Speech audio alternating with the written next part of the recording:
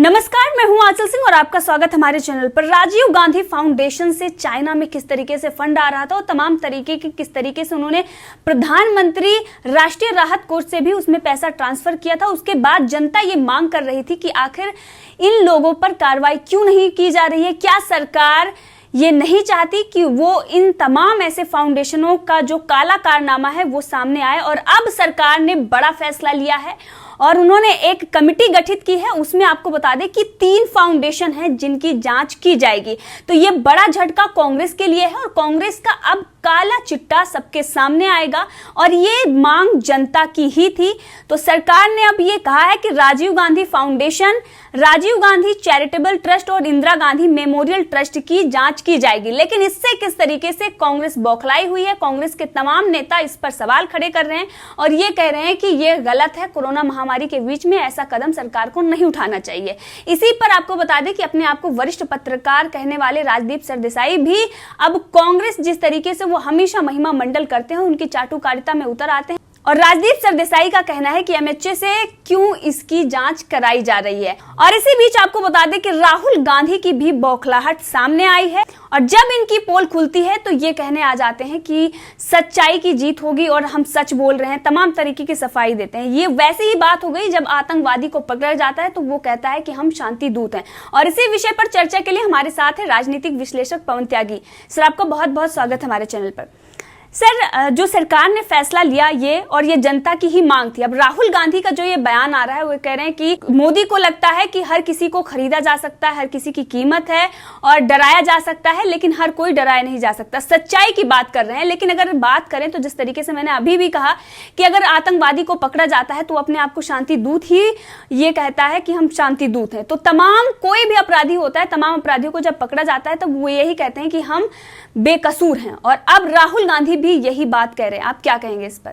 देखिए, ये पूरी दुनिया जान चुकी है कि कांग्रेस बेनकाब हुई है। चीन और कांग्रेस पार्टी दोनों का जब समझौता 2008 में हुआ, वो जो पोल खुली है उस पोल के बाद जनता इन पर थू थू कर रही है। उसके कारण ये बेशरम कांग्रेसी ये सॉरी बोलते देश के जनता के सामने, ये क्षमा मांगते सबसे कि हमने देश का बहुत नुकसान कराया, हमने चीन का फ़ायदा कराया। लगभग 30 लाख करोड़ रुपए, 30 अरब करोड़ रुपए का ये चीन को लाभ पहुंचा दिया, भारतीय कंपनियों को हानि पहुंचाई। भारतीय कंपनियां बंद होने के कगार पे कांग्रेस की वजह से आ गई, जिससे भारत में बेरोजगारी बढ़ी। और अब ये कांग्रेस सवाल पूछ रही है जब इनकी पोल खुल चुकी है। आज ये देश जान चुका है, ये दुनिया जान चुकी है कि कांग्रेस के राहुल गांधी, सोनिया गांधी लगातार ऐसे बयान क्यों दे रहे थे जिससे चीन का फायदा हो रहा था। ये सेना पर सवाल क्यों उठा रहे थे, ये आज पता लग रहा है। ये केवल और केवल चीन के एजेंट की तरह काम कर रहे थे। आपको याद होगा जब कोरोना महामारी का शुरुआत हुआ और जैसे ही भारत ने ये तय किया कि हम पीपीई किट मंगाएंगे, टेस्टिंग किट मंगाएंगे, तो चाइना को ऑर्डर दे दिया गया था। तो इन्होंने आफत मचा के रख दी कि भाई ज़्यादा टेस्ट करिए, ज़्यादा टेस्ट करिए। क्यों? क्योंकि ये जान रहे थे कि चाइना को जितना ज़्यादा ऑर्डर मिलेगा वो चीन का फायदा होगा। लेकिन भारत ने इनकी सुनी नहीं, क्योंकि चाइना की क्वालिटी बहुत ख़राब थी और तय किया कि भारत में ही उसको बनाया जाएगा। इसलिए ये बौखलाए हुए हैं। अभी फिर वेंटिलेटर की बात आपको करें तो वेंटिलेटर के लिए भी चीन आगे आया कि वेंटिलेटर हमसे लेंगे। यही चीन की चाल थी कि कोरोना को फैलाएंगे, फिर उसको ठीक करने के नाम पे पीपीई किट देंगे, टेस्टिंग किट देंगे, वेंटिलेटर देंगे और अरबों खरबों रुपया फिर भारत से कमाएंगे। लेकिन इनकी हर चाल को नाकाम कर दिया मोदी सरकार ने। ना तो वेंटिलेटर लिए, ना पीपीई किट ली, ना टेस्टिंग किट ली, इवन मास्क तक भी अब भारत में घर घर में बन रहा है, कोई चीन से ले नहीं रहा। अभी पिछले ही दिनों आपने देखा किस तरह से भारतीय वेंटिलेटर, जहां विदेश का वेंटिलेटर एक 10 से 15 लाख कीमत में आ रहा था, वहीं भारत की एक कंपनी उसी वेंटिलेटर को मात्र 1.5 लाख रुपए में निर्माण करती है, जो पिछले कई सालों से कर रही है। और वो भारत के हॉस्पिटलों में लगातार सफलतापूर्वक काम कर रहे हैं। लेकिन राहुल गांधी डॉक्टर बन गए, वैज्ञानिक बन गए और उन वेंटिलेटरों को उन्होंने शर्म नहीं आई ये कहते हुए इन्हें, वो कहते हैं उनकी क्वालिटी घटिया है। ये घटिया भारतीय क्वालिटी कैसे हो गई, विदेशी फायदे अच्छा कैसे हो गया चाइनीज वेंटिलेटर, ये कोई राहुल गांधी बताएंगे? लेकिन केवल घटिया कहने के पीछे इनकी एक ही राजनीति थी कि आप वो जो वेंटिलेटर भारतीय कंपनी में बन रहा है जिसकी कीमत 10वें भाग से भी कम है, उसको घटिया बता देंगे ताकि उसकी गुणवत्ता पे सवाल उठाया जा सके, और फिर जनता या डॉक्टर और हॉस्पिटल जिन लोगों के हैं वो विदेशी वेंटिलेटर को खरीदें। तो क्या ये चीन को फायदा पहुंचाने के लिए ही बयान देंगे? जी, राहुल गांधी ये कह रहे हैं कि प्रधानमंत्री मोदी सोच रहे हैं कि दुनिया उनकी जैसी है, हर किसी का प्राइस है, हर किसी की कीमत है और हर किसी को डराया जा सकता है। लेकिन वो ये कभी नहीं समझेंगे कि जो लोग सच्चाई के लिए लड़ते हैं उनकी कोई कीमत नहीं होती, उन्हें डराया नहीं जा सकता। तो राहुल गांधी किस सच्चाई की बात कर रहे हैं यहाँ पर? हमें पता नहीं लगता राहुल गांधी किस सच्चाई की बात कर रहे हैं, वो कब सच्चे थे। राहुल गांधी देश को बताएंगे कि वो गांधी कैसे बन गए। वो जनेऊधारी ब्राह्मण हैं एक तरफ, तो वो दिवाली क्यों नहीं मनाते, क्या सच्चाई है इसके पीछे? वो रक्षाबंधन बहन भाई क्यों नहीं मनाते, क्या सच्चाई है इसके पीछे? वो अभी विवाहित हैं या अभी कुंवारे हैं, इसकी क्या सच्चाई है, बताएं जरा। सोशल मीडिया पे कुछ चर्चाएं हैं, ये सच्चाई देश जानना चाहता है। जिन सच्चाइयों की चर्चा राहुल गांधी नहीं करना चाहते हैं, उनका भांजा वो भी गांधी हो गया जो वाड्रा का बच्चा है। इनका धर्म क्या है, इस सच्चाई के बारे में कोई बात नहीं करते। ये चीन के एजेंट की तरह क्यों भाषा इस्तेमाल करते हैं? ये बार बार एक ही बात का रट्टा लगाए हुए हैं। मुझे तो गुस्सा आने लगा कई बार इन पे।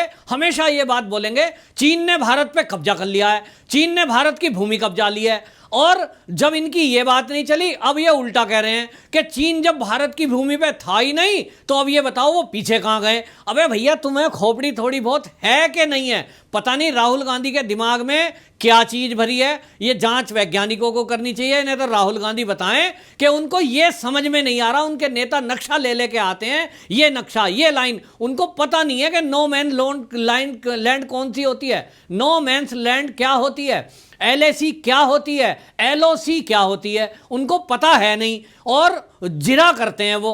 अरे भाई, जब वहां सीमा विवाद है, जब वहां LAC निर्धारित नहीं है, फिर वहां कौन कहां आया, कौन कहां से पीछे गया? सब LAC की बात हो रही थी कि अपनी जिस पोजीशन में वो थे अगर अप्रैल महीने में वहां पर जाना है, ये तय हुआ है। पीछे हटने के लिए 2-2 किलोमीटर पीछे रहेंगे, ये समझौता था। ये समझौता आपने उल्टे सीधे समझौते कर रखे थे, वो क्यों किए थे आप बार बार कहते हो। ये हमेशा आप देखना, एक बात जरूर बार बार कहते हैं और रट्टे तोते की तरह कि निहत्थे जवानों को क्यों भेज दिया। भाई, आप ही ने तो कानून बनाया था, आपने समझौता कर रखा था आपकी सरकार ने कि वहां गोली नहीं चलाएंगे, वहां हथियारों का इस्तेमाल नहीं करेंगे। तो आपने सेना के हाथ एक तरफ बांधे हुए थे। सवाल आप, समस्या आप पैदा करते हो, जवाब आप मोदी से मांगते हो। सर, राहुल गांधी इस पर खुलकर बात क्यों नहीं करते? आखिर वो क्यों नहीं जनता को बताते? जनता ये जानना चाहती है कि आखिर उन्होंने प्रधानमंत्री राष्ट्रीय राहत कोष का जो पैसा उन्होंने राजीव गांधी फाउंडेशन में ट्रांसफर किया, उस पर ना तो बात करते हैं, ना तो चाइना से जो उन्होंने डोनेशन लिया उस पर वो बात करते हैं। वो ऐसी किसी बात पर बात नहीं करेंगे और घुमाने के लिए ही और उल्टी सीधी बातें करेंगे और रट्टा लगाए जाएंगे। कल उन्होंने एक ट्वीट कर दिया देश की अर्थव्यवस्था पे, मतलब उनको ये पता ही नहीं है और वो अपने को बहुत बड़ा वैज्ञानिक समझते हैं। कभी वेंटिलेटर पे सवाल उठाते हैं, कभी PPE किट पे सवाल उठाते हैं, कभी वो अर्थशास्त्री बन जाते हैं, कभी वो किसी पत्रकार से सवाल जवाब, किसी अमेरिकन राजदूत से, राजनयिक से बातचीत करते हैं।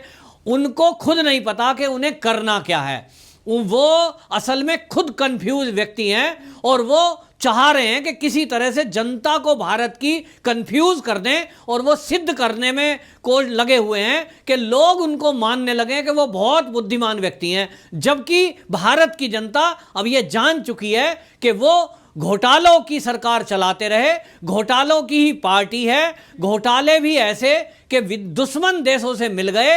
अब जबकि गृह मंत्रालय द्वारा अंतर मंत्रालय समिति बना दी गई है जिसकी जांच PMLA एक्ट, आयकर अधिनियम और FCRA एक्ट के तहत होने वाली है। तो अब ये घबरा गए हैं, असल में ये बौखला भी गए हैं और अब ये घबरा गए हैं कि ये जो कानूनों के दायरे में अब इनकी समितियों की जांच होगी, जिसमें Rajiv Gandhi charitable trust, Rajiv Gandhi foundation और इंदिरा गांधी मेमोरियल ट्रस्ट, इन ट्रस्टों के जरिए इन्होंने देश ही नहीं विदेशों से भी काफी फंड इकट्ठा किया है। अब इनकी पोल खुलेगी कि विदेशों से किस किस का पैसा आया, किन आतंकवादी संगठनों का पैसा तो नहीं लगा था, कहीं विवादित कोई व्यक्ति ऐसा तो नहीं था जिसमें इन्होंने ट्रस्ट में पैसा दिया, और जो लोग यहां से देश का पैसा लेकर के भागे हैं, जिनको ये मोदी जी से पूछते हैं और इन्हीं के शासनकाल में भगाए गए, उनका तो कहीं धन नहीं आया। अब ये पूछ रहे हैं गृह मंत्रालय जांच क्यों करा रहा है। भाई ये जानते नहीं है कि पुलिस और सीबीआई ये गृह मंत्रालय के अंडर आती है सर, ये आपको जेल में डालने का काम कर सकती है। तो गृह मंत्रालय के अधीन इसीलिए जांच हो रही है ताकि आपको जेल में पहुंचाया जा सके। तो अब शिकंजा कस गया है कांग्रेस के बड़े बड़े लीडर और सोनिया गांधी, राहुल गांधी अब अगले आने वाले कुछ दिनों में जेल जाते नजर आएंगे, क्योंकि इन्होंने घोटाले कर रखे हैं। ये तो पता था कहां कहां कर रखे हैं और किस तरह से, ये अब थोड़ा सा पता लग गया है कि चीन का एक घोटाला तो समझ में आ गया है कि किस तरह से एक दुश्मन देश जो है, जो हमारी जमीन हड़ पे बैठा है, उस देश की पार्टी से ये समझौता करते हैं उनको लाभ पहुंचाने के लिए। तो अब जनता जानना चाह रही है और जनता वास्तव में मोदी जी को ये कह रही है कि मोदी जी आप दुनिया का काम पहले बाद में करना, पहले इन अंदर बैठे गद्दारों का इलाज करो। जब तक इन गद्दारों का इलाज नहीं होगा जो देश के अंदर बैठ के दुश्मन देशों से मिले हुए हैं, तब तक आप देश की सीमाओं पे मिलिट्री को लगा दो, कुछ भी कर दो तो सीमाएं सुरक्षित हो सकती हैं, लेकिन अंदर बैठे इन गद्दारों का क्या करोगे जो सीएए के नाम पर देश में आग लगवाने में पीछे नहीं हटते। इन्होंने ही बरगलाया दिल्ली के लाल किला रामलीला मैदान से, लोगों को कहा घर से बाहर आ जाओ, वो भी भाषण हम सब ने सुना। तो ये निश्चित रूप से पता लग गया है कि ये देश विरोधी गतिविधियों में ये कांग्रेस शामिल है। ये सेना पर सवाल उठाती है, ये पुलिस के शौर्य पर सवाल उठाती है, इन्होंने ही बाटला हाउस पे सवाल उठाया। राहुल गांधी पहले इन बातों का जवाब दें कि ये सेना पर, पुलिस पर क्यों सवाल उठाते हैं, क्यों देश के दुश्मनों के साथ मिलकर काम करते हैं, क्यों इन्होंने चीन को लाभ पहुंचाया, क्यों ये स्वदेशी कंपनियों के विरुद्ध खड़े हैं, क्यों ये स्वदेशी कंपनियों के विरोध में बयानबाजी करते हैं।